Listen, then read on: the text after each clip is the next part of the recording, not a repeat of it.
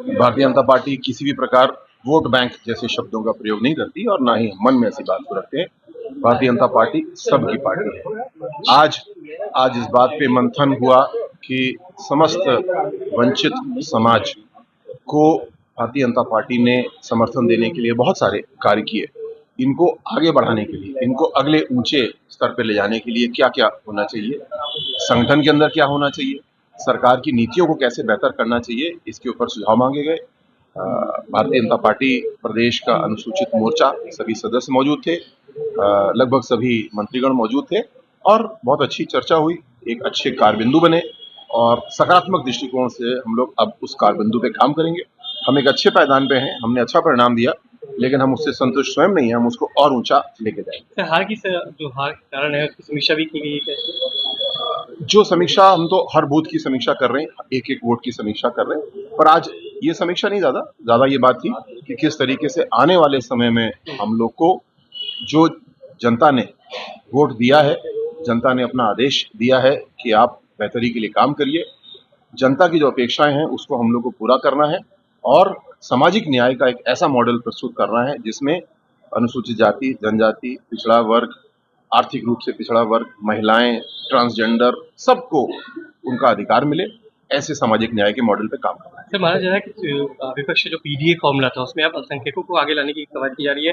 आगामी उपचुनाव जो हो सकता है उसमें क्या विधानसभा में अल्पसंख्यक से भी आप कैंडिडेट उतार सकते हैं, मुस्लिम चेहरे। देखिए, किसी भी प्रकार 2-3 जातियों को किसी तरह साध लिया जाए और आगे बढ़ा जाए, ये अच्छी राजनीति नहीं है।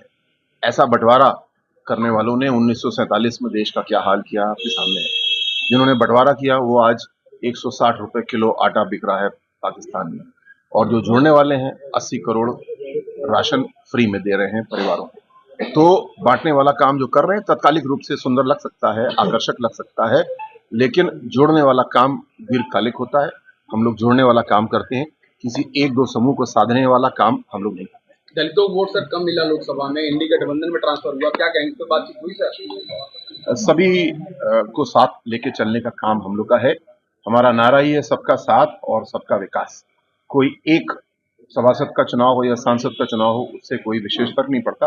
जो हमारी मूल नीति है, जो हमारे मूल आदर्श हैं, वो अडिग हैं और सबका साथ सबका विकास के नारे पे हम लोग। सर, जो वोट आज माननीय बीएल संतोष जी आए थे, उन्होंने संगठन के ऊपर ही वार्ता की है कि किस प्रकार से हमें काम करना चाहिए और आगे हम किस प्रकार से अच्छी प्रकार से काम करें, इस संबंध में वार्ता हुई।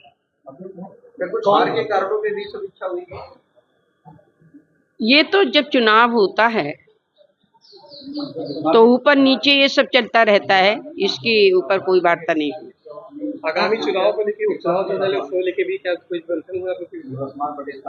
भारतीय जनता पार्टी की सरकार में इतने कार्य हो रहे हैं जिसमें हर जाति के लोगों के लिए, चाहे कोई किसी जाति का हो, चाहे धर्म का हो, चाहे वर्ग का हो, सभी को समान रूप से लाभ मिल रहा है और यही हमारी सबसे बड़ी उपलब्धि है।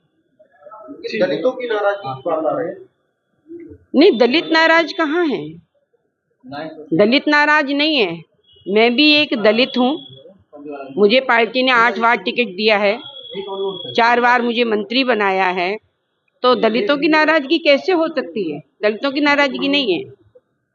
हम जहाँ भी जाते हैं उसका प्रभाव पड़ता है, लोग प्रभावित होते हैं कि एक सामान्य परिवार की महिला के लिए 8 बार पार्टी टिकट दे रही है, बार बार मंत्री बना रही है, तो दलितों का यहाँ पर पूर्ण रूप से सम्मान किया जाता है, तो दलितों के नाराज होने का प्रश्न नहीं। तो इस बार दलितों के वोट क्यों नहीं मिले? कुछ इस पे चर्चा हुई, इतना राशन और इसके बाद भी नहीं मिले।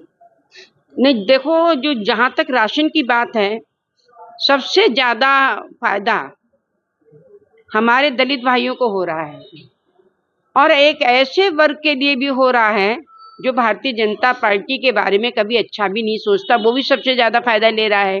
लेकिन हमारी तरफ से किसी प्रकार का कोई भेदभाव नहीं है और दलित जितना दे सकते थे उतना वोट उन्होंने दिया और पार्टी के लिए आगे बढ़ाया।